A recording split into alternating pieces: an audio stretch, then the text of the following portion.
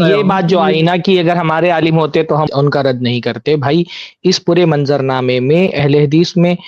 ایک طبقہ ایسا تھا نا جو انصاف کی بات نہیں کر رہا تھا مفتی شمائل کے بارے میں یا مجموعی طور پہ جو لوگ اشاعرہ ماتریدی ہیں ان کے بارے میں. ہمارے ایک اچھے عالم ہیں میرے قریبی لوگوں میں سے, انہوں نے فیس بک پہ ایک پوسٹ لگائی کہ منکرین صفات اور منکرین خدا ایک درجے میں ہے. میں نے جا کر کے اس کا رد کیا ان کے کمنٹ میں کہ بھائی منکرین صفات سارے منکرین خدا کے درجے میں نہیں ہوتے ہیں. کوئی اگر منکر صفت ہے وہ اللہ تعالیٰ کے صفت وجود کا بھی انکار کر دے اس کے بارے میں تو یہ کہا جا سکتا ہے کہ وہ اور منکر خدا ایک درجے میں ہے. ورنہ جو لوگ اللہ تعالیٰ کی ذات کو مان رہے ہیں اور صفات کا انکار کر رہے ہیں وہ بہرحال ان سے ایک درجہ بہتر ہے. جیسا کہ امام ابن تیمیہ نے بھی یہ بات کہی ہے کہ الحاد یعنی اللہ تعالیٰ کے وجود ہی کا انکار کرنا یہ بدترین قسم کا کفر ہے. تو کفر کے بھی الگ الگ درجات ہوتے ہیں. پھر ان میں سے جیسے اشاعرہ ہیں وہ بعض صفات کو مانتے ہیں اور ان کے مقابلے میں معتزلہ ہے, جہمیہ, کرامیہ, کچھ ایسے فرقے ہیں جو تمام صفات کا انکار کرتے ہیں. تو بعض صفات کو ماننے والے بہرحال ان لوگوں سے بہتر ہیں جو تمام صفات کا انکار کرتے ہیں, ان سے تو بہرحال بہتر ہے. گمراہی دونوں ایک درجے کی گمراہ نہیں ہے. تو اس پر تو میں نے باقاعدہ دفاع کیا کہ بھائی جو اگر گرچہ کہ ہمارا عقیدہ اشاعرہ ماتریدیہ سے ہمارا اختلاف ہے لیکن اس اختلاف کا تقاضا یہ ہے کہ ہم ان کے ساتھ انصاف کریں.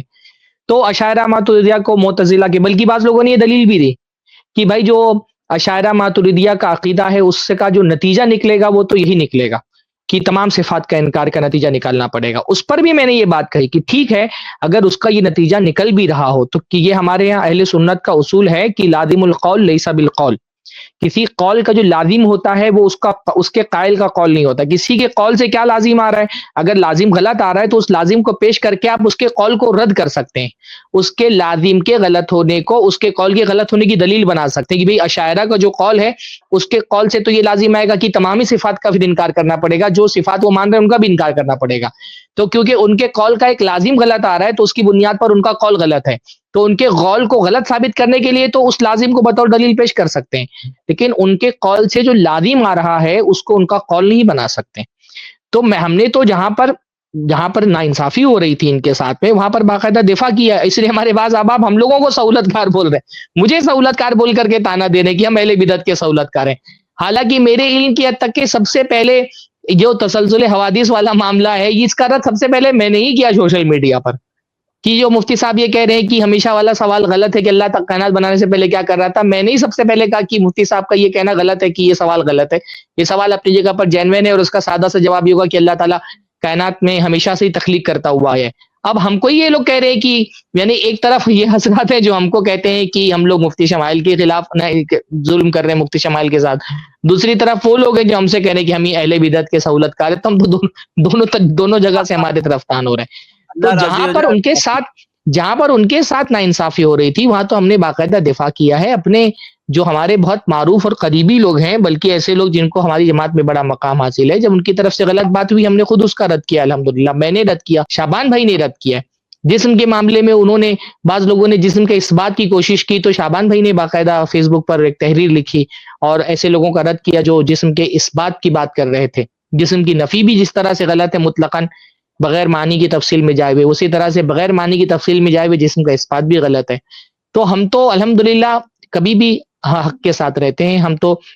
حق کے خلاف کوئی بھی شخصیت کھڑی ہو, آپ دیکھیے علامہ ثناء اللہ امرتسری کا معاملہ آیا, ان کے بعض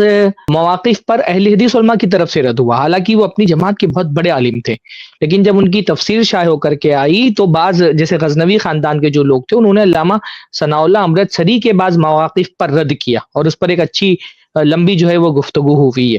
تو یہ کہنا کہ اہل حدیث اپنے علماء پہ رد نہیں کرتے ہیں, وہ ایسا ہی آدمی کہہ سکتا ہے جس نے اہل حدیث کی تاریخ نہ دیکھی ہو. جو اہل حدیث کی تاریخ سے واقف ہے وہ یہ جانتا ہے کہ بہت سارے مواقع ایسے آئے ہیں جس میں اہل حدیث علماء نے کوئی غلط بات کہی اور برسر اسٹیج ان کا رد ہوا ہے اور اس رد پر باقاعدہ کتابیں بھی لکھی گئی ہیں. بالکل بالکل سرفراز بھائی, میں ان کو بولا بھی تھا ہمارے بڑے بھائی صاحب کو کہ بھائی آپ اسٹریم میں جوائن ہو جائیے, ہمارا اظہار حق کا اسٹریم چلتا منگل 4 شنبے کے دن, آپ جوائن ہو کے آپ کا سوال رکھیے نا بھائی, آپ جو اعتراض میرے پہ کر رہے ہیں آپ رکھیے, بالکل ہم آپ کو مطمئن جواب ملے گا اس کا, بلکہ میں بتایا بھی تھا.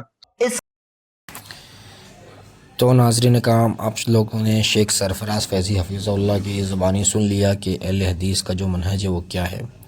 ہم دونوں کو ایک جیسا نہیں سمجھتے, اگرچہ انہوں نے کچھ صفات کا انکار کیا ہے, یعنی اس صفات میں انہوں نے الحاد کی راہ اختیار کی، لیکن مجموعی طور پر وہ الحاد کا ملحد نہیں ہے، وہ خدا کو مانتے ہیں، مجموعی طور پر یہی ہے، بس انہوں نے کچھ صفات کا انکار کیا ہے، تو دونوں ایک جیسے نہیں ہیں۔